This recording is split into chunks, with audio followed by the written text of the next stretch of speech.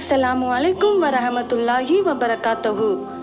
இப்போ நம்ம பார்க்க போகிறது மலக்குமார்களை பற்றி நம்ம பார்க்க போகிறோம். மலக்குமார்கள் மனிதர்களை பாதுகாப்பதற்காக நியமிக்கப்படுகிறார்கள்.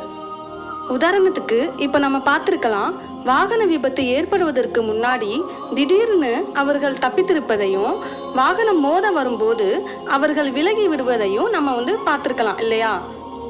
அப்புறம் நம்ம வாகனம் ஓட்டிகிட்டே இருக்கோம், ஓட்டும்போது அப்போது ஏதோ ஒரு வாகனம், காரோ பஸ்ஸோ மோத வந்துச்சுன்னா அப்போ சட்டென்று நம்ம நிமிர்ந்துருவோம்.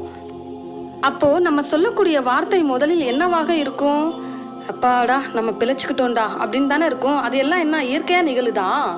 இது எல்லாமே தானாக நிகழுன்னு சொல்லிட்டு நம்ம நினச்சிட்டு இருப்போம். அப்படி அல்ல, மாறாக அல்லாஹ் பாதுகாத்தவர்கள் நமக்கு நினைவுறுத்துவது தான். சுபஹான் அல்லாஹ்.